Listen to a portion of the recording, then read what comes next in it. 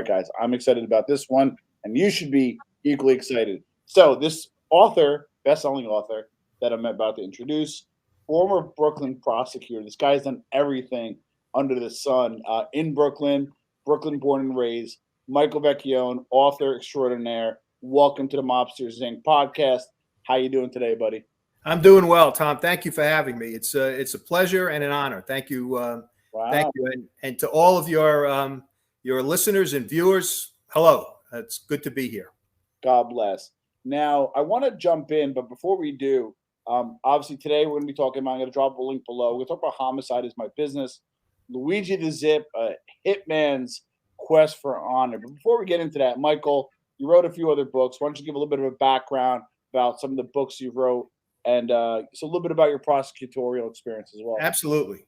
The first one I did was, and I did it in conjunction with a detective who worked on the case with me. It's called Friends of the Family, and it's about the Mafia cops case involving two detectives, Eppolito and Caracappa.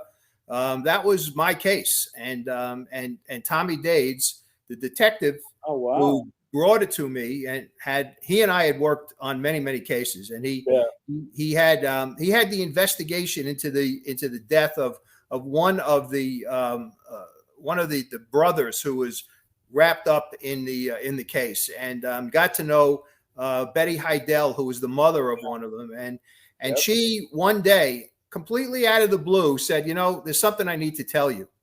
And she told them all about Caracappa and Eppolito coming to visit her, looking for her son, Jimmy, because Gaspipe Casso, who was the underboss of the Lucchese family at the time, was looking for him. Lucchese had been, Casso had been shot at.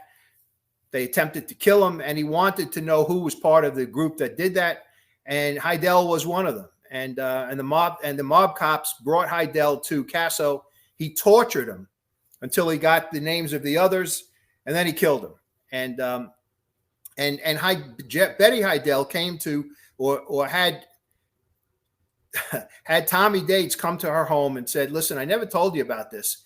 And she told him about the visit, and she held it back, and she said to him, "I hope that makes a difference in terms of whether or not you can get these guys."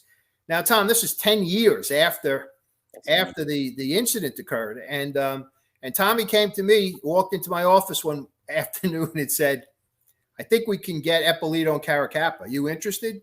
So, of course, that was it. And the result was the Feds stealing the case from us. That's what they do. Yeah, par for the course. But we were able to write the book. We wrote. It's called Friends of the Family, and quite frankly, we just optioned it again. I mean, I've optioned that book about 4 times to Hollywood, and we just optioned it again. And I got my fingers crossed that ultimately it'll be on TV they're looking to do a 6 or 8 part series on a streaming channel. So that's the first one. Next one was wait, hold on, because there's a little bit to unpack there, and I do have a little bit of knowledge of some of the situation there. Sure. So, do you believe that Casso called Danny Marino for the okay to kill him?